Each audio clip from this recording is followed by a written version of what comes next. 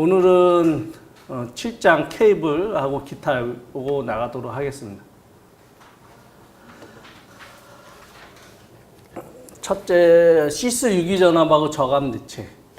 두 번째가 케이블 열화 진단, 그리고 케이블 손실, 케이블 허용 전류, 제밍 레이쇼, 케이블 활락, 최대 전력 전달 조건, 보폭 전압, 전위 전압, 접촉 전압, 그리고 열전 현상, 테브나의 정리, 노튼 정리, 밀만의 정리, 패러데이 전자 유도 법칙, 가우스 법칙, 자기회로와 전기회로의 온 법칙, 맥스웰 방정식, 초전도 한류기, 보일러 급세 포함된 부스문의 정의, 투트라인 배전설의 중성전 다중접지 역할, 서지 흡수기, SA, 수용률, 부등률, 부하율, 발전소, 변전소, 접지 설계 고려사항, 화력계통 경제 부하 배분, 전력 에너지 저장 원리. 이거는 안 해도 돼. 흥모드 이거는 안 해도 될 것 같고요. 23번은 전기자동차 충전 방식 종류, 과도 접지장 이렇게 있네요. 이렇게 전체 25개고요. 여기서 세부 내용을 그 다음 장은 좀 적어 놓은 거고, 시스 유기전압부터 하겠습니다. 시스 유기전압 저감 대책. 시스 유기전압은 케이블에서 시스가, 그러니까 대부분이 우리 케이블 시스가 도체죠? 네? 네. 도체다 보니까 이제 거기에 전자 유도 현상에 의해서 유기전압이 생기는 거, 그거를 손실로 본 거예요. 그래서 케이블 시스에 전자 유도 현상이 발생되는데 그 유기전압을 얼마큼 발생되느냐, 옆에 그림 있죠? 케이블 이 도체에 전류가 이렇게 흐르면 여기 XM은 그러니까 유전체잖아요. 절연체. 절연체에 대한 XM 값이 있을 거 아니에요. 네? XM 값하고, 그러니까 뭐냐면 실질적으로 이게 여기 접지를 시켰을 테고, 여기 금속 시스가 있었고, 맨 끝에 방식층이 있는 거죠, 방식층. 그래서 금속 시스에다가, 그러니까 전자 유도 현상에 의해서 금속 시스에 전압이 생겨요. 그러면 요걸 다시 표현하면 이런 도체가 있으면 우리 시스가 있고 요 사이에 전자 유도는 공기잖아요. 얘는 이제 절연체 XM이 있는 거예요. 원리가 거기 때문에 똑같아요. 전자 유도 현상하고. 네. 그래서 수식도 시그마 J XM은 전류 그러니까 도체 흐르는 전류의 XM 값이거든요. 그러니까 단위로 하면 이제 킬로미터당 했으니까 킬로미터당 볼테이지 이렇게 나온 거고요. 그래서 시스 유기전압 저감 대책으로서는 이제 우리는 시스에 대한 유기 전압이에요. 근데 케이블 적절한 배열, 정삼각한 배열을 하면요, RST 이렇게 보통 우리 가공설로 연가하듯이 RST를 이렇게 같이 이렇게 붙여서 이렇게 하면, 그러니까 유기전압이 시스 유기전압이 줄어들어요. 그러니까 수평 배열의 유기전압이 50% 정도로 줄어들어요. 보통 이게 우리는 전력분 할 때 보통 RST 이런 식으로 수평 배치하지 않나요? 보통은 일반적으로 이렇게 삼각 배치하나요? 와악 케이블은 삼각 배치를 하고 있어요. 네, 네. 저압은 그냥 그러니까 투라인은 삼각 배치를 해요. 승트타인. 삼각을 이렇게 놓고 그 위에. 네. 보통 그러니까 우리 일반 건물의 케이블 트레이 내에는 일반적으로는 수평 배치 다 해요. 그 케이블 단면적 계산가 얼마 이상 되면 안 된다 이렇게 하는데, 실제로 이렇게 되면요, 그러니까 불평이 많이 생기면 나중에 울어요, 케이블이. 수평 배치를 하면 웅 울기도, 근데 삼각 배치를 하면 확실히 줄어들어요. 그래서 가까이 붙여 이렇게 RST 이렇게 삼각 배치를 하면 어쨌든 시스 유기전압도 줄어듭니다. 이 얘기고요. 그리고 그러니까 50% 그러니까 그림으로 그려서 설명하는 게 좀 나을 것 같아요. 얘보다 얘가 50% 정도 줄어듭니다. 그리고 실질적으로 접지 방식에서 여기는 유기전압이니까 접지 방식이 완전 접지하고 편단 접지하고 크로스 본딩 접지가 있어요. 본드 접지가 있어요. 근데 완전 접지라는 것은요, 케이블 양쪽에 다 이렇게 접지를 하는 거예요. 케이블에서 시스를 다 접지하는데 얘는 문제점이 장거리에서 사용한 순환전류가 큰 용량이 커서 안 돼요. 그래서 단거리용으로. 그래서 NJ잖아요. NJ 보통 접속함이잖아요. 거기서 무조건 다 접지를 이렇게 다 잡는 거예요. 그래서 케이블 시스를 2개에서 이상하여 일괄 접지하는 방식. 그래서 시스 유기전압이 좀 낮아요. 근데 단거리에만 사용하고 장거리에는 이렇게 이제 순환전류가 흐를 수 있어요. 이렇게요. 계속. 순환전류에는 손실이 크기 때문에 허용전류와 여기가 시스 손에 문제가 안 되는 경우에만 적용해요. 그러니까 사실 어떻게 보면 요 단거리용은 할 때 진짜 짧은 거리만 좀 해야 되지, 잘못하면 그 손실이 커서 더 안 좋을 수 있어요. 그러니까 우리 이 단거리용이라는 게 뭐 어떻게 보면 변전소 내라든지 발전소 내라든지 이렇게 짧은, 그러니까 우리가 송전 선로라든지 이런 데는 거의 이렇게 안 하죠. 네. 그래서 그림을 이런 식으로 그려야 돼요. 선로를 이렇게 그리시고요. 전압을 이렇게 했고, 전압을 여기가 이렇게 상승되는데, 여기 접지에서 여기 영전일 거 아니에요. 이런 식으로 그리셔야 되고, 편단 접지. 얘도 단거리용이에요. 보통 편단 접지도. 발변전소 인출용 선로와 같이 단구한 케이블 적용. 케이블 편단에 시스 접지, 그거고, IJ, 절연 접속함이죠. 절연 접속함. 그래서, 실질적으로 요쪽은 접지를 했잖아요. 그러니까 접지한 적이 영전이고요. 여기 접지했고요. 그러니까 영전이고요. 그러니까 반대쪽은 절연 접기 반대쪽은 접지를 한 게 아니에요. 그러니까 여기가 전위가 제일 높을 거 아니에요. 그래서 높은 데서부터 쭉 접지들이 이렇게 내려간다. 이런 식으로 표현하시면 될 것 같고요. 얘는 시험 문제 엄청 많이 나왔어요. 얘는. 네, 크로스 본딩 지금 특히 좀 많이 나왔고, 크로스 본딩 접지는 장거리에서 사용하고요. 보통 1호사나 3사호에서 사용하는데 선로 굉장히 길어 편단 접지 효과가 없을 때. 그러니까 이 구간은 무슨 한 경감 구간이라 그러나 뭐 그렇게 얘기하는 것 같은데, 그러니까 보통 접속함, 절연 접속함, 보통 접속함 이렇게 있다면 실질적으로 여기를 보통 접속함 접지를 하고요. 절연 접속하기는 그러니까 우리 케이블 연가하듯이 시스를 이렇게 연가하고 연결해 준 거예요. 그러니까 A, B, C상이면 A상은 B상에 연결하고, 이제 B상은 C상에 연결하고, C상은 A상으로 연결하고, 서로 크로스 본딩 되듯이 똑같이 이렇게 된 거거든요. 그리고 보통 여기다가 이제 CCPU를 이렇게 달아요. CCPU를 달아서 접지를 하는 거죠. 일반적인 유기전압은 여기 접지를 했기 때문에 요리 빠지는 거고요. CCPU는 이상적인, 그러니까 낙뢰라든지 개폐서지라든지 그런 게 들어왔을 때, 이때는 CCPU 동작에서 빼라는 얘기예요. 그러니까 일반적인 유기전압은 여기 접지한 대로 빠지고, 그러니까 CCPU가 피레기하고 비슷한 거잖아요.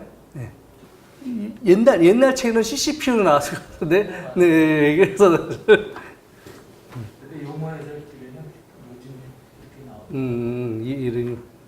어쨌든, 이게, 모양도 그림도 피레기처럼 똑같이 그렸잖아요. 이런 식으로 그리고 하면 돼요. 네, 네.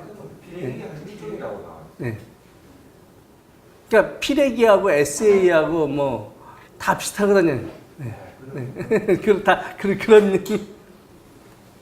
그래서 선로공량 길어 편단 효과가 없을 때 본드 선으로 3상을 연가하는 접지하는 방식이다.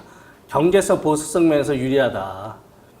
대규모 선로에서 대부분 그래서 사실 장거리에서 선로이기 때문에 우리 그러니까 이거 크로스 본드 접지를 사용해요. 그래서 그림을 그릴 때 이렇게 하고, 그리고 약간 여기 그림이 이상한데 이렇게 다운시켜서 그리고 이렇게 했고, 두 개가 똑같이 맞출 수는 없어요. 사실 암만 연가 잘한다 정확하게 맞지 않잖아요. 그러니까 전위와 상승을 좀 억제할 수 있다는 얘기예요. 어떻게 보면 이제 이게 없다면 한 번에 쭉 간다면 전위가 쭉 이렇게 계속 높아질 거 아니에요. 이렇게 아까 산 것처럼. 근데 실제로 얘가 연가시켰기 때문에 여기서 올라가다 더 이상 안 올라가고 평형이 되고 다시 쭉 여기 이쪽에 접지해서 쭉 내려갔다는 얘기예요. 네. 근데 어떻게 보면 이제 완전 접지하고 비슷하잖아요. 양쪽에 접지를 했잖아요. 네. 양쪽에 접지한 거 아니에요. 이쪽 접지하고 이쪽 접지한 거 아니에요. 완전 접지하고 비슷한데 얘는 전일 상승이 억제된 거죠. 요 중간 부부부터. 원래는 한 이만큼 더 올라가고 이렇게 더 올라갈 거 아니에요.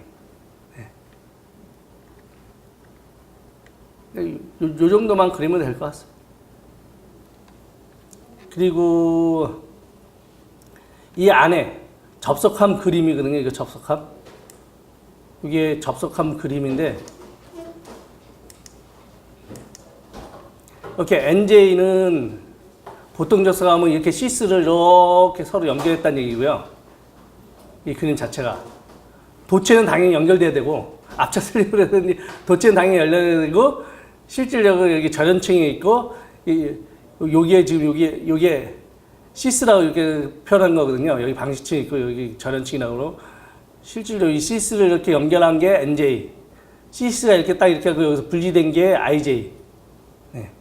처음에 여기가 내부 반도전층, 절연층, 외부 반도전층, 시스, 방식층 이렇게 되는 거예요.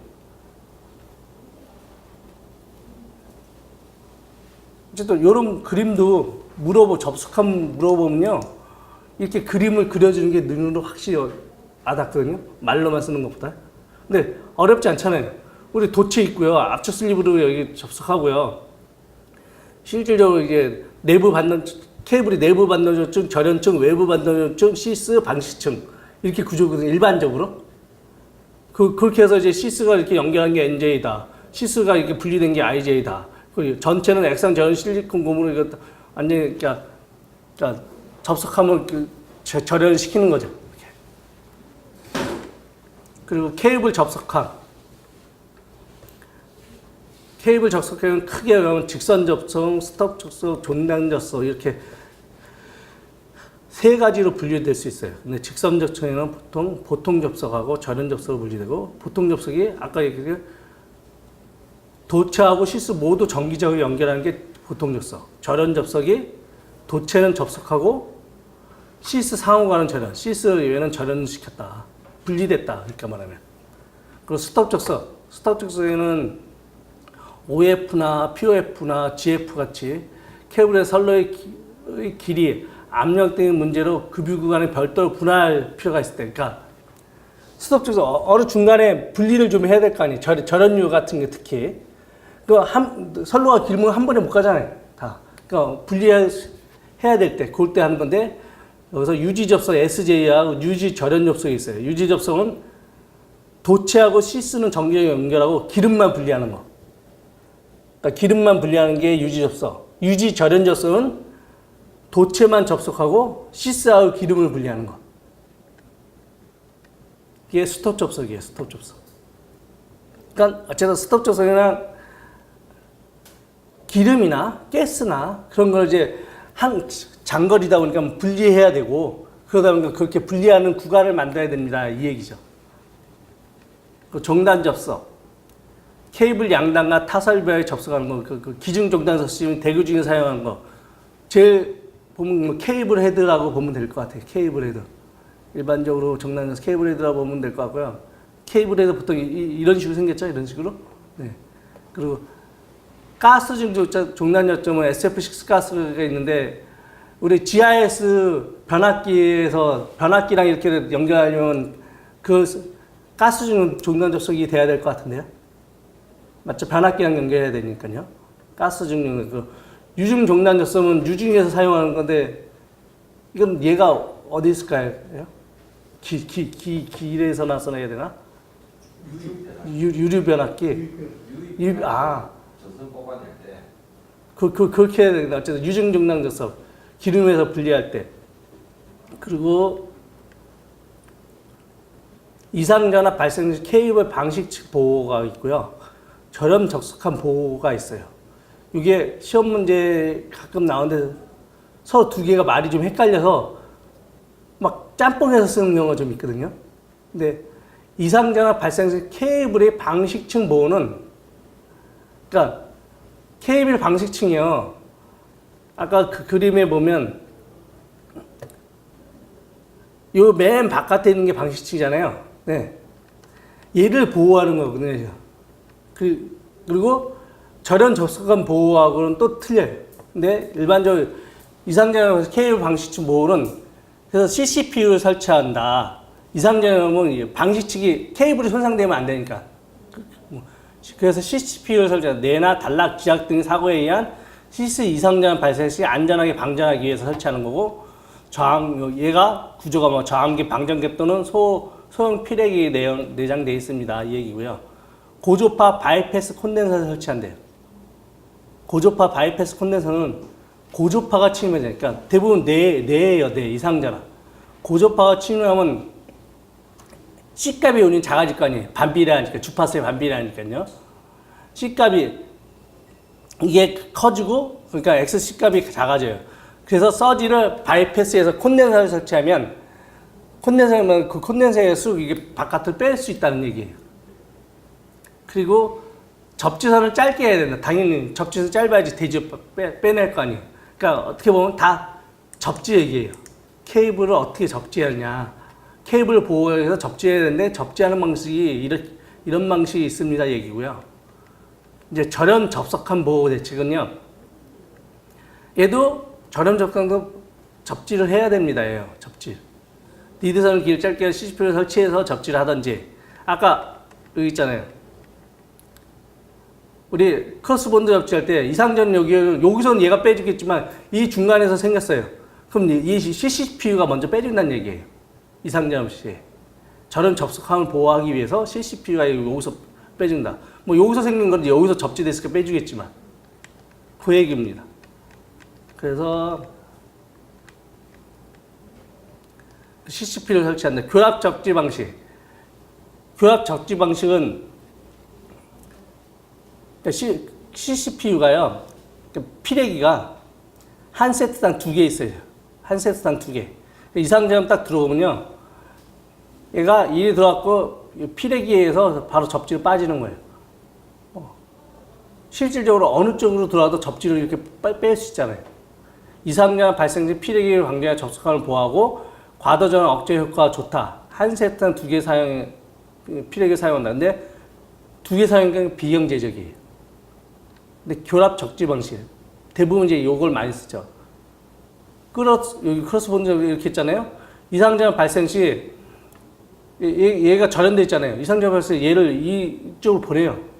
얘를 보호하는 거잖아요. 지금 얘는 절연 접속함 보니까 얘를 접속함을 보호하기 위해서 얘를 뒤로 보내는 거예요. 그래서 시스를 연결해 접속함을 보호한다. 얘는 바로 빼졌지만 이렇게 보내면 여기서 이쪽으로 보내서 쭉 타고 가고 여기서 바로 빼낼 거 아니에요. CCPU가 설치 안 돼 있다면. 처음에 이거는 이제 CCPU가 설치해야 되는데 설치 안 돼 있는 부분에는 이렇게 해서 접지되어 있는데 빼내겠다는 거예요. 접속감이 과열 안 되게끔. 비접지 방식으로 장거리 선로에 사용한 1호선을 345kV에서 과도전환 억제 효과가 좋고 한 개의 필요로 사용하는 경제적이다. 요거가 시험 문제에 약간 헷갈려서 나온 적이 있었어요. 이걸 구별을 잘 할 수 있느냐가 그거에 대한 게 맞는 것 같아요. 케이블은 시험에 되게 자주 나오는 문제거든요. 케이블은 어떻게 물어봐도 잘 할 수 있게끔 해야 돼요. 여기 뭐라고 써져 있나? 케이블 열화 진단.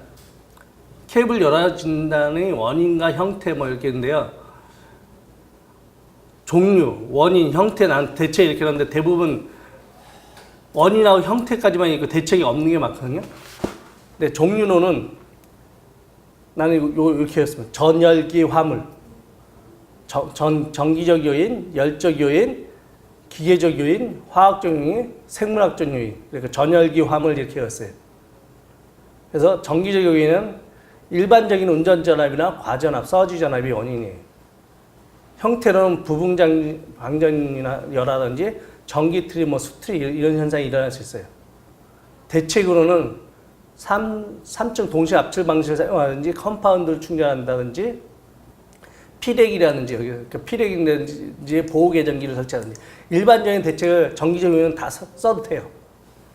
우리 이런 이제 정기적인 요인 때문에 다 설치하는 것 때문에 대부분이. 그리고 열적 요인.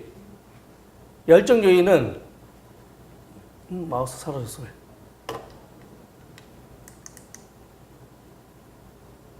여기 있네. 열적 요인 이상 온도 상승. 이상 온도 상승은 과전류예요. 대부분 과전류. 온도. 그러니까 열 신축 이렇게 이런 원인에 의해서 열에 의한 물성 변화예요. 우리가 케이블이요. 허용 전류 이내에 흐르면 그러니까 절연축이 안 변해요. 근데 허용 전류라는 거는 자기가 물리적 한도를 견딜 수 있는 거가 허용 전류거든요. 그래서 보통 PVC가 비닐 같은 70도고요. XLP는 90도잖아요. 일반적으로 온도 허용 온도. 근데 그 온도를 안 넘기려고 계속 그러면은 냉각 방식을 쓰는 거 아니에요. 근데 그 온도가 넘어가면 얘가 자기 물성을 잃어요. 그러면서 변화가 일어나고 그러면서 저항이 커지고 막 이러는 거거든요. 그래서 열에 의한 물성 변화가 일어나지 않아야 된다. 근데 물성 변화가 일어난다는 거죠. 이렇게 이상 온도가 생기면. 그래서 재질 변화가 돼요. 그래서 케이블 연석, 이렇게 대체로 케이블 연석 허용 온도를 설정할 때 재질에 따라서 뭐냐, 아니면 이제 냉각 방식이라든지 이런 걸 고려를 해야 되겠죠. 대체적으로는. 그리고 기계적 요인은 기계적 압력이라든지 압력의 손상이라든지 충격을 받았다든지 전기적 요인과 복합적으로 손상 부위가 여러, 그러니까 케이블 피복 손상이 있다든지 뭐 눌리면 그 부분 저항 커지잖아요. 그래서 열화가 발생할 수 있는 거예요. 그래서 금속 차폐층을 써주면 우리 금속 차폐층은 안에가 절연층이 보호가 될 거 아니에요. 금속이기 때문에 좀 더 단단하니까. 그리고 와이드 실드 사용? 이것도 뭐 같은 그런 개념이네요. 화학적 요인은 화학물이 침투, 그러니까 말하면 페인트나 신나가 묻거나 이러면 화학적으로 이제 그러니까 변하잖아요. 화학적 손상 열화, 화학 트리가 발생할 수 있다. 그래서 아이언시스나 알루미늄시스 같이 재질 개량해서 변화를 안 일으키게끔 해야 됩니다. 이런 얘기고. 생물학적 요인은 개미, 쥐, 벌레나 가장 많이 사고 나는 게 뭐예요? 생물학적 요인은? 쥐, 고양이. 쥐가 제일 많아요. 쥐는 실질적으로 제일 접근이 많이 할 수 있으니까 쥐고요. 고양이는 어쩌다 호기심이 많아서 건드려 봐. 근데 쥐가 제일 많죠. 쥐는 뭐 아무데나 막 조그만 틈 속에 들어가갖고. 쥐가 케이블을 깔아 먹더라고. 네. 쥐 죽는지도 모르고 진짜. 쥐가 많죠. 어쨌든 외피 손상에 절연체 손상에 의해서 열화가 됩니다. 그러니까 방충 케이블이라는 거는 게 있어요? 방충 케이블? 그러니까 어쨌든 뭐 벌레나 뭐 침투 안 되게끔 뭐 하는 케이블 종류가 여러 가지 있어서 뭐 어떤 게 방충 케이블인지 잘 모르겠네. 어쨌든 그렇게 하면 됩니다. 이거고요. 진행 과정. 저희 이바돌수였어요. 이바돌수. 이물질 보이도 돌기 수분. 이바돌수. 그 이물질 보이도 돌기는요. 보통 고정계에서 절연체, 그러니까 부분방전이 일어나는 거, 절연체 미소방전이 일어나면 그 부분에 전기 트리가 생기고 그러면서 절연 파괴가 됩니다. 예. 그리고 수분의 영향은 수분은 보통 일반적으로 저전계에서 수트리 현상이 일어나서 절연체 미소방전이 이렇게 가든지 아니면 바로 이제 수트리 현상이 이런 부분에 다시 고정계가 되면 전기 트리가 발생해서 이렇게 가든지 아니면 바로 수트리 현상이 커지면서 절연 파괴가 되든지 이렇게 되는 거예요. 이 수트리 현상에는 또 전기적, 열적, 기계적, 화학적, 생물학적 원인이 다 같이 있을 수 있다. 뭐 이런 식으로 진행 과정을 보면 되고요. 이게 일반적인 그림이에요. 또 많이 사용하는 그림. 전압열 종류 및 특징. 전기트리, 수트리는 뭐냐? 전기트리는 고정계에서 발생, 원인, 절연체 내의 이물질, 보이도 돌기 등에 의해서 발생하고 고정계에 의한 부분 방전이 발생합니다. 그리고 수트리. 저전계에서 발생하고 원인은 절연체의 수분 침투 시 이온화하여 교본 전개에 의한 진동 수트리가 발생합니다. 그러니까 물에 의해서 물 성분이 이온화된 진동하는 거예요. 그러니까 저전기에서도 그러니까 뭐냐면 교류다 보니까 이게 진동을 하거든요. 그래서 수틀이 발생합니다. 특징은 그래서 성장 속도가 느리며 전기 틀이 나중에 진행이 돼요. 종류는 이렇게 여기 보면 이렇게 도체가 있고요. 내부 반도정층에서 또 절연층으로 이렇게 나오는 게 이게 내부 수틀이. 그 중간에 발생하는 게 보타이트리. 전체 내부 보통 중간에 발생하는 게 보타이트리. 그리고 외부 반도정층에서부터 이렇게 안쪽으로 생기는 게 그러니까 외부 수틀이. 이렇게 적어놨습니다. 그래서 이 그림을 그릴 줄 알면 다 이해를 하는 것 같아요. 어디 부위냐에 따라서 그게 분간을 하는 거고요. 케이블 열화 진단 방법에는 사선 형태의 진단법, 활선 상태의 진단법, 이것도 되게 많이 물어봤거든요. 네, 사람들이 잘못 읽어갖고 케이블 열화 진단법을 쓰는데, 그러니까 활선 상태의 진단법을 물어봤는데 사선 형태의 진단법 쓰는 경우도 있고, 시험장에 가서 나와서 보면 문제를 잘못 읽었네? 이런 경우 많은 문제. 사선 형태의 진단법, 사절 직류부 했고, 사선 형태는 절연저항 측정법, 직류 고전압 인가법, 유전정렬법, 부분방정시험법. 근데 요거 말고도 더 있는 것 같아요. 종류가 되게 많더라고요. 간단히 이렇게 정리했고요. 활선 상태의 진단법, 직류전압 중첩 누설전류법, 직류선분법, 요 수틀법이라고 하고요. 활선 탄젠트법, 저주파 중첩법.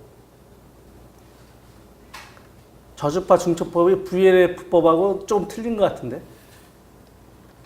이렇게 돼 있어요.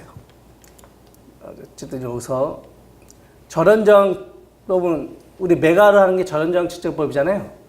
도체와 접지선, 그러니까 뭐 사선 상태에서 도체와 접지된 시스선과의 절연저항을 측정하는 거예요. 보통 이제 보면 고압선로에서 1000V나 5000V 메가로 도체와 대지간을 측정하는 거예요. 도체와 대지간.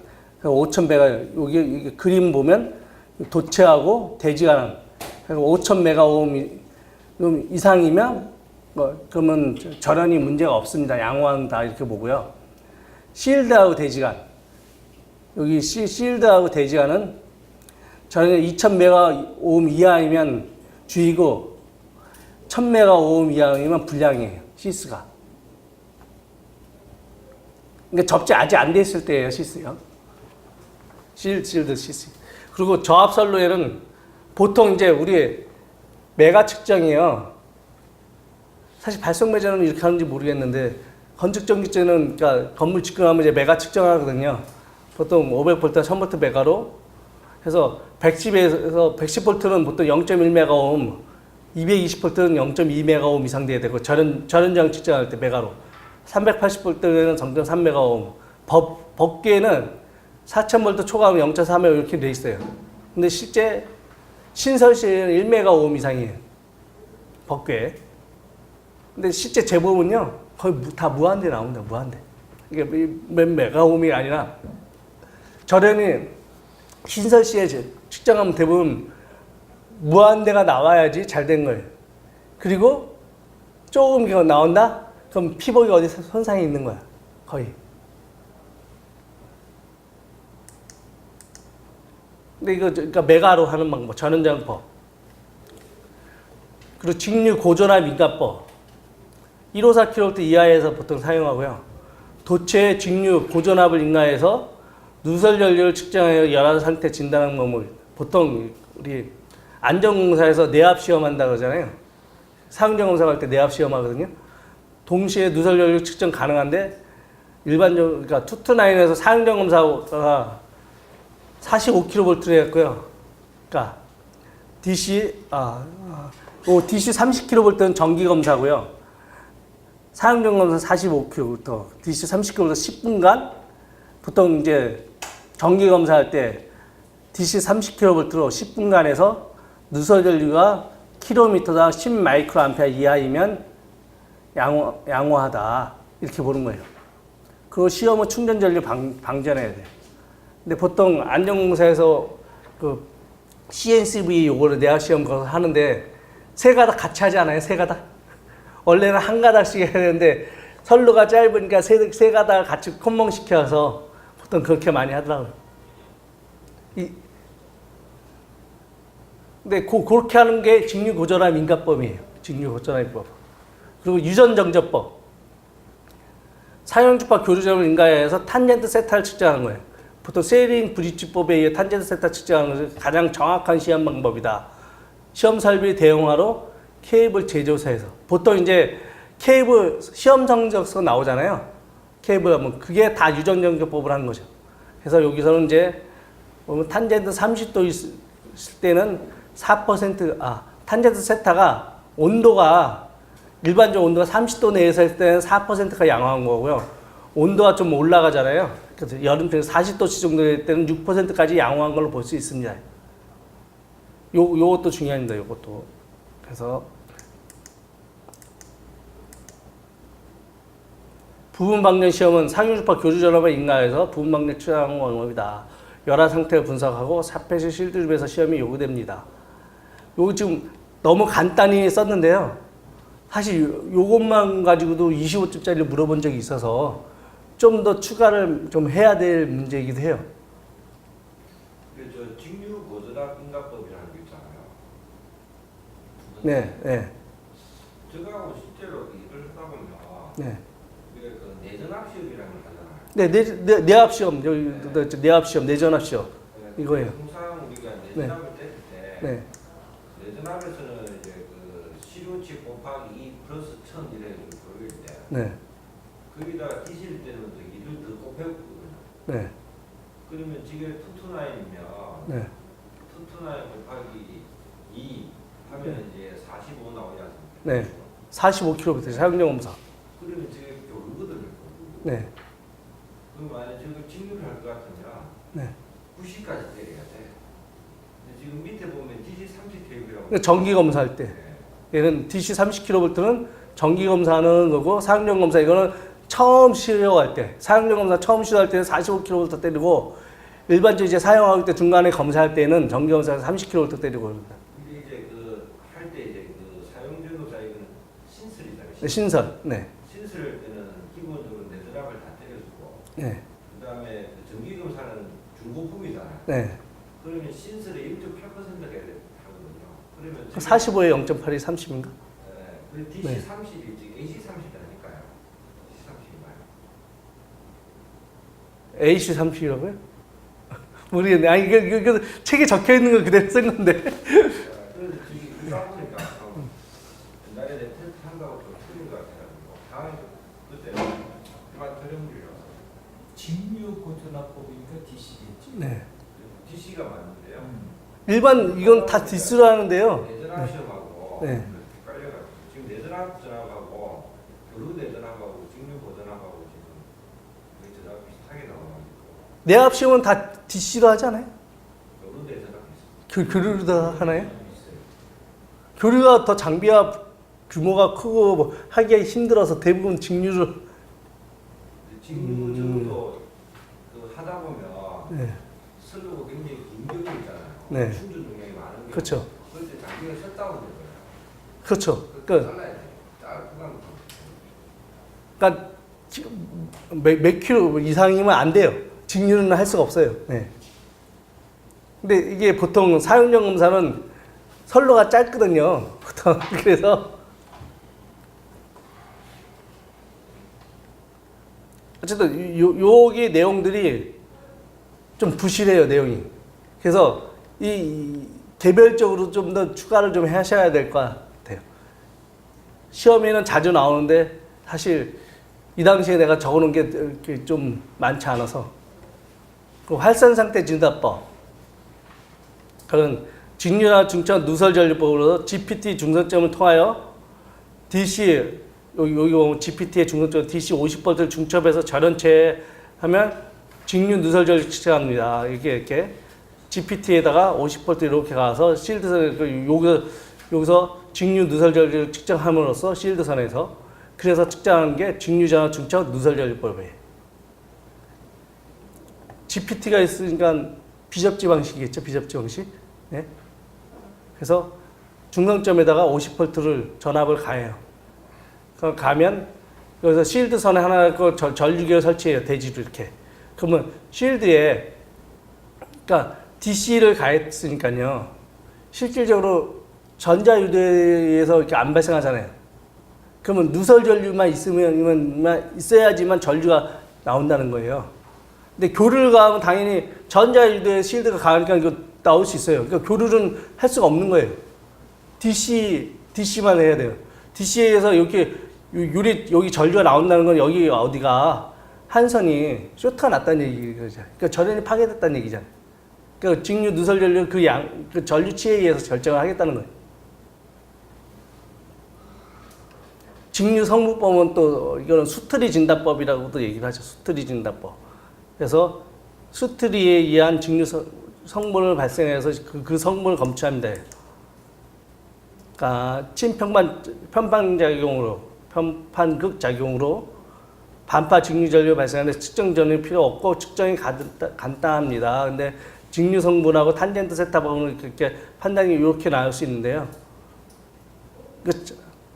해보니까 잘 안 헤어지던데 이거. 예, 그러니까 0.5mA 이하면 양호고 탄젠트 세타로 보면 0.1% 이하.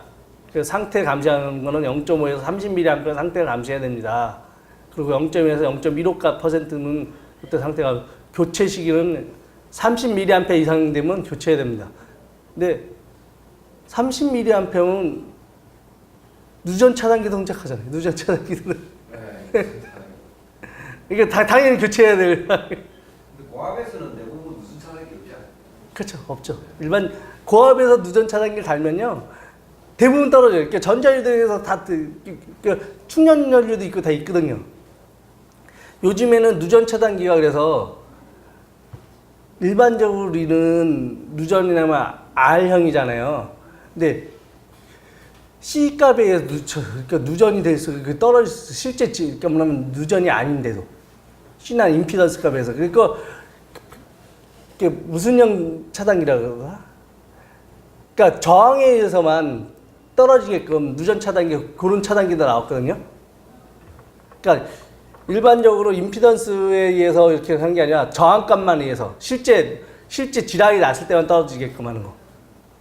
이게 전자 컴퓨터라든지 이런 게 연결이 많이 돼갖고 실제 누설 전류가 굉장히 크거든요. 임피던스 값이 계속 나와서. 근데 그거 알았는데 무슨 형 ELB인데 ELB 누전 차단기가 그게 많이 대두가 되고 있어요. 고조파 이런 것 때문에 요즘은 실제 발전소나 변전소에서는 네. 누설 차단기를 안 써요. 그렇죠. 이거는 이제 가정용 건축 전기 쪽에서 지금 그게 되고 있어요. 네. 아니 작은 이런 것 때문에 기계가 자꾸 그러면 안 돼요. 그 활선 탄젠트법 측정 전압 전압의 한계다 6.6kV 이하 분압교 전압하고 CT 접지선이 누설력 측정할 그 위상차 탄젠트 세타를 측정 열화를 판정합니다.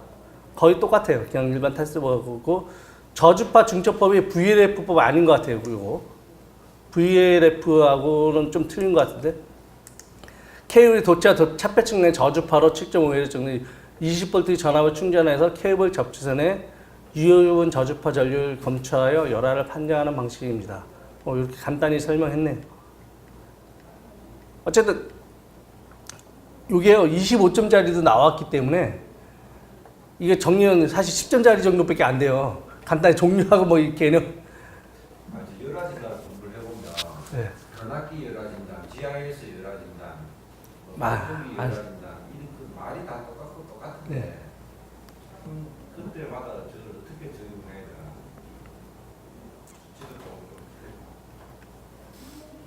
그리고 열화 방지 대체, 설계 및 제작 측면과 설계 및 운영시 측면을 구분할 수 있고요. 설계 제작 측면에는 물반전이라고 외웠네요. 물의 침투 및 확산 방지, 반도적층 돌기 방지, 절연체 개선 대체. 물의 침투 및 확산 방지는 도체의 수밀화, 도체 사이에 컴파운드 충진하는 거예요. 그리고 금속 차수층, 그러니까 연필을 적용해서 금속물은 외부에 물이 안 들어올 거 아니에요. 그 반도저층 돌기 방지, 절연층의 3층 동시 압축 방식을 사용합니다. 그리고 절연체 개선 대책으로 전압 안정제 등 첨가제를 혼입하거나 건식 가교 방식 채택해서 절연체를 개선해야 됩니다. 이 건식 가교 방식이 잘 안 헤어지더라고. 건식 가교 방식이 말기. 어쨌든 그리고 운영 시 대책 케이블 단말 처리 철저해야 됩니다. 케이블 포설 양소 및 물 화학 작용, 기계적 스트레스 흠집에 얻도록 설치해야 됩니다. 그래서 케이블 설치 시에 설치 방법이 생각이 안 나네. 어쨌든 케이블 치레에 설치할 때요. 그 롤러 설치하고 그 귀어진 롤러 그거 다 설치해야 돼. 그냥 끌면 안 되잖아요. 그 절연 내력 시험. 일반적으로 절연 내력 시험에는 충격 전압 시험과 유연 정저 시험, 부분 방정 시험 등이 있습니다. 절연 내력 시험 크게 요 세 가지 방법이 있습니다. 충격 전압 시험에는 보통 변압기, 애자 등 고전압기기의 절연이 예상 충격 전압에 견디는 정도를 측정하는 시험이다. 그래서 보통 예상 충격 전압이 우리 표준 충격 전압으로 볼 수 있고요. 내 충격 전압 기준인 B를 사용하고 방법 표준 충격 전압 1.2 곱하기 59 마이크로세컨의 충전부와 대지 간의 응가 양을 각각 3회씩 응가해서 시험합니다. 그래서 요거는 지금 전압파형이에요, 전류파형이에요? 네. 보통 30하고 90하고 선을 맞춰서 쭉 이렇게 올리는 거죠. 그리고 전류파형은 10하고 0.1이잖아요, 0.5. 여기가 이제 0.1하고 올릴 거예요. 이렇게 하면 약간 파형이 틀려지잖아요. 그쵸? 그리고 요렇게 만난 여기가 요점이 귀학 원점. 여기는 그냥 0점이고 0%고요. 여기가 귀학 원점이에요. 여기서부터 여기까지. 여기 있잖아요. 이렇게 선을 걷잖아요. 요 점부터 쭉 내리게 여기가 파도장이에요. 1.2 마이크로세컨. 요 그림 잘 그려야 돼요. 25점짜리로 표준 충격 파파형 이거 그리라는 시험이 저번에 나왔어. 근데 요거 그리고 나서 쓸 말이 없더라고. 그래서 25점짜리니까 한 페이지 겨우 채우고만 못 그리는데 어쨌든 요 그림은 잘 그려야 됩니다. 그 얘는 0.1이면 여기 0.1짜리부터 90%가 선이 그러면 선이 약간 이제 각도가 좀 더 내려갈 거 아니에요. 네. 그러면 이제 귀학 원점이 좀 더 앞으로 당겨지겠죠. 이렇게. 그러니까 전류는 0.1부터 0.9가 기준이고 그래서 위에서부터 내린 게 파두장. 파미장은 50% 되는 지점 여기까지 여기서부터 여기 앞에 파두장 포함한 여기까지가 파미장이에요. 그래서 우리는 그러니까 전압파형이 1.2 곱하기 50 마이크로세컨이라고 얘기해. 표현을 하죠 이렇게. 1.2 곱하기 50 마이크로세컨. 이게 그 전압하고 전류하고 헷갈리잖아요. 네. 전류가 0.1이라네요. 네. 그러니까 전류를 때 I자 쓰잖아요. I자. 네, 예, 예. I가 1이기 때문에 0.1이다. 0.1이에요. 그러더라고요. 근데 이제 책 보면 네. 규약 반파고 시간이라는 게 있어요. 네? 네. 규약 반파고 시간. 네. 근데 그 분명히 틀리는 것 같은데 그림을 보면 네. 마치 파미사하고 같은 것처럼 되어 있는데 그게 규약 반파고 시간이라는 게 파미사하고 같은 겁니다. 그 반파고 시간. 반파고 시간. 50%까지 가는 거. 근데 시점 50%까지 가는 건 맞는데 네. 시점이 규약 원점에서 시작되는 건지 아니면 0점에서 시작되는지 이게 명확하게 귀학 원점에서 시작해야 돼요. 다. 규약 반파고 시간이에요. 그러면 규약 반파고 시간하고 파미사하고 같다고 봐야 되는데 반파고 이렇게 50%니까 반이라면 말 그대로 하면 여기인데요. 여기까지. 이 밑에는 의미가 없어요. 쭉 길어지기 때문에요. 뒤에. 반품에 50% 시작해서 50%까지 시간이다. 50%에서 50% 그게 아닌가? 반파고 귀학 반파고 시간. 그 때문에 이제 이 그림 그리다가 그것 때문에 헷갈려가지고 막 그림을 또 그렇게 표현이 안 돼 있어가지고 귀학 반파고 시간 반파고 그거 시간 여기인데. 시간이라는 것도 있어요? 있어요. 어. 그런 거 있어요. 근데 그림에 애게 지금 그려져 지금 있어. 말하는 게 50% 지점에서 50% 지점이냐 아니면 귀학 원점에서 50% 지점까지냐 그거 그잖아요. 나는 위에 거 같아. 50%예요, 50%. 올라갈 때 50% 지점하고 내려갈 때 50% 지점 차이. 그냥 어쨌든 그건 책 찾아봐야지 말뜻을 잘 이해해야 될 것 같은데 그렇게까지는 잘 모르겠는데. 그렇게 기억을 했는데 책에 보면 같은 얘기로 나와 있어가지고 그래서 이상하다 싶어요. 그래요? 우리 그 진행파 있잖아요. 네. 뭐 써니 이런 네. 데 보면 급준파라고 나와요. 네, 급준파. 네. 급준이 뭐예요? 급준파가? 그게 그 급준이라는 의미가 파고치 나누기 파두장이거든요. 파고치가 이제 100% 나누기 파두장 1.2. 그게 그게 급준이거든요. 급준. 그럼 그게 급준파라는 게 뭐예요? 무지하게 빨리 확 파고치까지 올라간다. 빠른 속도로 이렇게 올라가는 거. 그렇게 생각해. 아니 충격파 내 서지는 다 급진파라 얘기하잖아요. 근데 그거 굳이 말 그렇게 안 해도 풀이 안 해도 될 것 같아. 급진파가 서지를 얘기하는 거예요, 그냥. 네. 그러니까 저기 올라가는 경사가 급한. 네. 경사가 급한 걸 급준파라고 해요. 얼마나 근데 그게 얼마냐? 그러니까 개폐 서지도요. 앞에가 4잖아요. 아니 그러니까 250이잖아요. 250. 개폐 서지도 사실 어떻게 보면 급진파거든요. 근데 일반 서지는 되게 빨리 올라가요. 근데 지금 개폐 서지도 250이면 앞에가 여기가 250이라는 얘기거든요. 이렇게 올라가는 게 파두장이요. 근데 개폐 서지도 우리는 이것도 급진파라고 얘기하거든요. 근데 그러면 일반적인 우리 파양 말고요. 서지 전압 같은 걸 다 급진파라고 보시면 돼요. 고조파들을 그러면 다 급준파라고. 그러면 준도가 뭐예요? 준도? 파두수 네? 정의식이 그 정의식 자체가 그 파고치 나누기 파두장식 파두시간 시간, 준도? 파두준도라는 예를 들면 어떤 시간에 얼마큼 올라가느냐. 그러면 저기서 나타나면 준도가 저 기울기를 말하는 그렇죠. 그게 될 것 같아요. 델타 T분의 델타 V 그게 이게 1.67하고요. 1.25바가 어떻게 나왔더라? 계산하면 나오는 건데.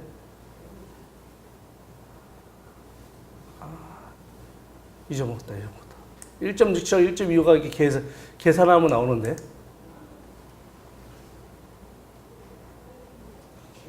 좋은 거 있었는데. 잊어먹었는데?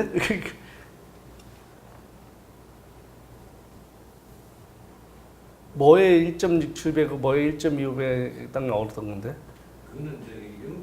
그 전압 파형이 0.3에서 0.9까지 도달하는 시간에 1.67배 이게 파두장입니다.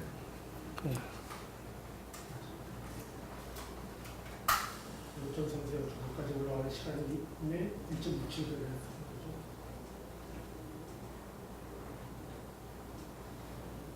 거죠. 어쨌든 나중에 어쨌든 여기서 전류는 0.1에서 0.9고요. 나중에 그릴 때 그렇게 그리셔야 되고 그래서 얘는 전류파는 또 앞에가 4 곱하기 10 마이크로세컨드인지 8 곱하기 20 마이크로세컨드인지 두 개가 있어요. 두 개가 표준이. 개폐 서지는 그리고 250 곱하기 2500 마이크로세컨드고요. 변압기 충격파형은 각 상별로 단파 1회, 재단파 1회하고 전파 1회에서 3회 실시하고 그건 덤은 썼나 보네. 중성선에서는 단파 1회, 전파 2회하고 3회 실시합니다. 이렇게 돼 있네. 이런 식으로 충격파 시험합니다. 그리고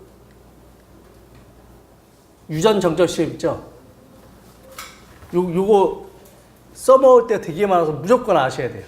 변압기나 케이블 등 전원 열화 상태를 측정하기 위해서 쓰는 방법인데 보통은 쉐이딩 브릿지법에 의해서 유전체 손실각, 탄젠트 세타를 측정해서 PG와 CG로 탄젠트 세타를 측정합니다. 그래서 보통 쉐이딩 브릿지법이 이렇게 되는 거 아시죠?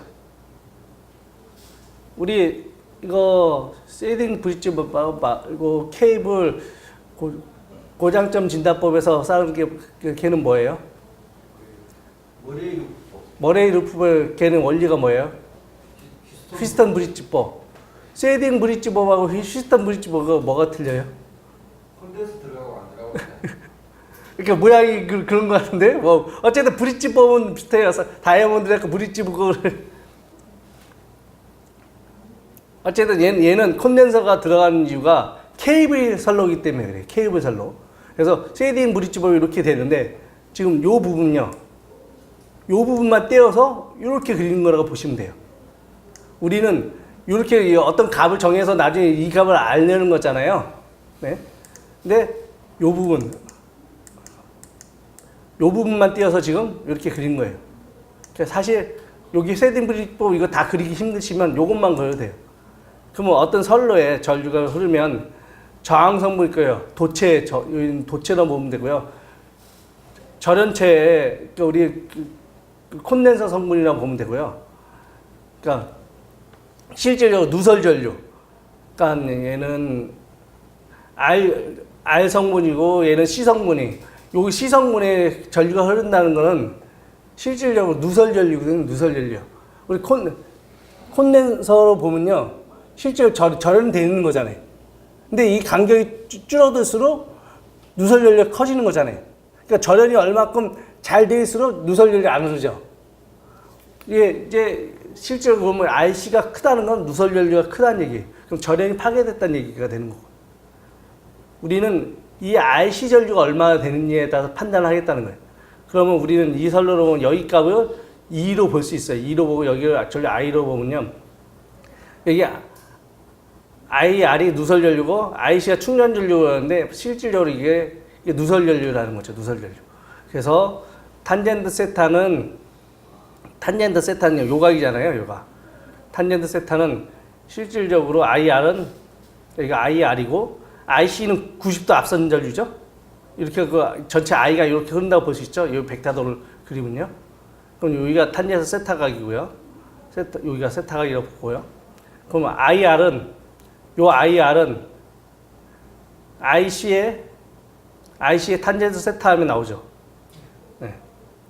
그러면 이제 IC는 오메가 C2잖아요. 오메가 C2로 그러면 이제 이걸 풀면 오메가 C의 탄젠트 세타가 되면 손실 WD1 그러니까 단상으로 보면 IR2로 볼 수 있잖아요. 손실이 IR2로 볼 수 있는데 IR은 아까 요 IR이 요거라고 그랬잖아요. 그러니까 오메가 C2의 탄젠트 세타예요. 근데 IR은 오메가 C2의 탄젠트 세타인데 2가 또 있으니까 오메가 C2의 자승의 탄젠트 세타가 된 거예요. 그래서 요게 그러니까 단상일 때고요. 3상일 때면 이제 3을 곱해야 되잖아요. 오메가 T 3 오메가 C2의 탄젠트 세타 이렇게 그으면요. 나중에 이제 3이 없어지고 3상에는 오메가 C V 자승의 탄젠트 세타가 돼요. 그래서 아까 앞부분에 있던 탄젠트 세타 기준이 30도 기준일 때 4%가 양호한 거고요. 온도가 30도일 때, 표준 온도가. 40도일 때는 6%가 양호한 거예요. 이렇게 해서 이렇게 유전정적 시험을 할 수 있습니다. 요 수식도 많이 써먹을 수 있으니까 계산할 때 써먹을 거 아셔야 되고요. 이 그림의 이 벡터도하고 이 그림의 의미를 아셔야 돼요. 이게 써먹을 때가 되게 많아요. 여기서 지금 30도 탄젠트 델타가 30도 기준 4%, 40도 기준 온도가 40%. 이게 도시잖아요. 온도잖아요. 온도 표시. 기준 온도가 그러니까 온도가 더우면 이게 실제 온도가 더울수록 탄젠트가 안 좋을 거 아니에요. 전혀 안 좋을 거 아니에요. 그러니까 어떤 기준을 정해야 되는 게 온도가 덥다고 그래서 나빠졌다고 볼 수는 없잖아요. 그러니까 어떤 기준을 정한 거예요. 30도 기준에서는 4% 정도가 양호한 걸로 보고 40도 기준에서 6%까지 양호한 걸 보자. 이렇게 정한 거예요. 그러니까 얘나 어떤 값을 같다고 본 거라는 거죠. 네. 아까 전에 그 쉐딩하고 피스톤하고 차이가 좀 교류를 넣느냐 증류를 넣느냐 차이겠네요. 머리를 부부할 때 증류를 넣지 않습니까? 머레인 루프 할 때요. 머리를 지우는 거죠. 네. 그렇죠. 이거는 교류를 넣어야 돼. 그렇죠. 콘덴서가 있으니까 도료를 넣어야 되겠죠. 증류를 넣으면 안 되네. 콘덴서는 그렇지. 시스템 브릿지법은 DC를 넣지. 네, 직류를 넣죠. 그 차이도 있어요. 아까 말한 콘덴서 있는 차이가 콘덴서를 넣으려면 교류를 넣어야지, 교류. 네. 근데 저 삼성 케이블이 저 대가 있는 거 저거 있지 않습니까? WD3 저거. 네.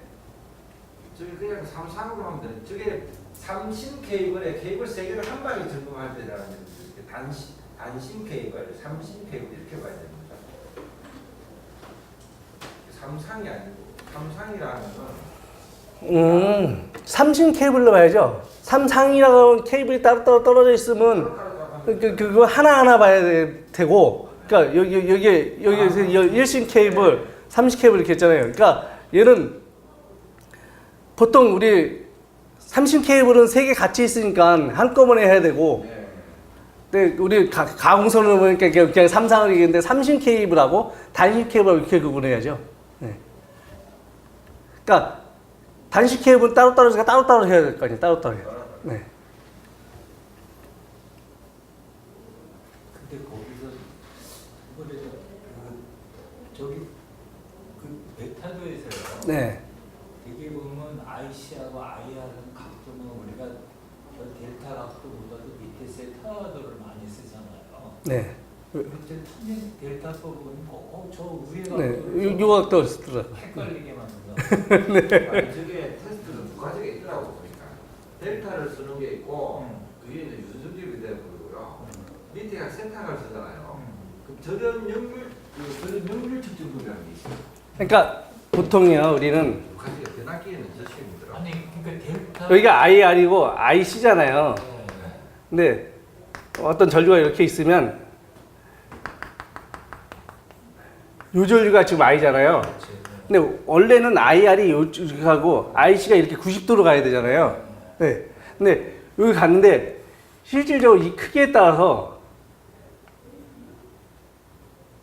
얘가 이렇게 되면 이렇게 이 각도가 나올 거라는 거죠. 각도가 상황에 따라서 그러니까 뭐냐면 사실은 IC가 거의 없어야 되는 거 아니에요. 원래는 IC가 누설 전류라고 보면 거의 없어야 될 거 아니에요. 그렇죠? 그럼 이게 짜증내야 돼요. IC는 반대로. 충전 전류라서 반대로요. 네? IR이 적어야죠. 아, 잠깐만. 왠지 그림이 이상하더라. 그렇네. 충전율 IC가 있고 IR이 적어야 되기 때문에 누설, 그러니까 점점 이렇게 줄어들거든요. 이렇게 줄어들어요. 그러니까 이 각도가 작아야지 무조건 유리한 거예요. 작아요. 그러니까 실질적으로 요 각도에, 그러니까 우리는 일반적으로 세타하게 요 각도를 많이 쓰는데 사실은 이 각도가 되게 작아요. 작아야 되는 거예요.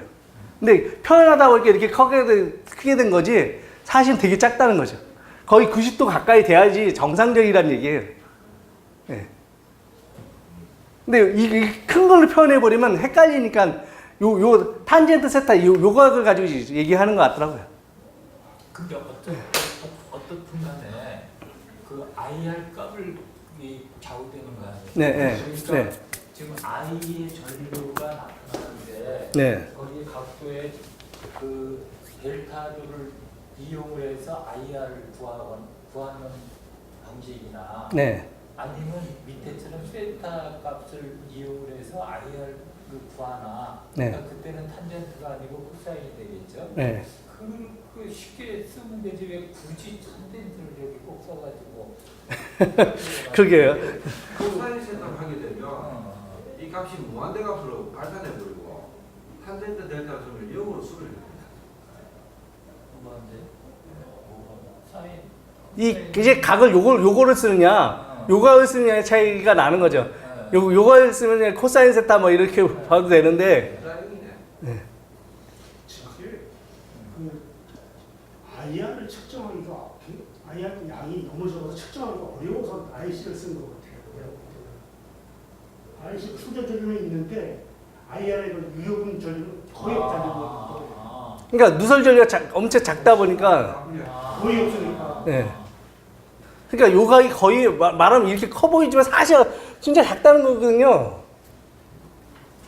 탄젠트 4%가 보면 각도가 얼마나 되는 그러니까 말하면 이쪽에서 그러니까 작은 수치 변화인데 큰 걸 표현하는 게 더 힘들다는 거 보는 거죠. 그래서 이각을 표현하는 것 같은데. 근데 사실은 뭐 수학적으로 보면 우리가 여태까지 하는 이쪽이 더 편해요. 네. 근데 요거 하는 이유는 그런 것 같아요. 그러니까 IR 값이 작기 때문에 원체 작기 때문에. 그 IC를 가지고 IR을 네. 구한다는 네. 얘기겠네. 그러니까 얘로 하면 이 각이 거의 90도가 이렇게 나와버리고, 근데 어떻게 보면 90도에서 뭐 빼. 아까타는 또 역전 병사를 치니까 2도 정도 나와요. 2도.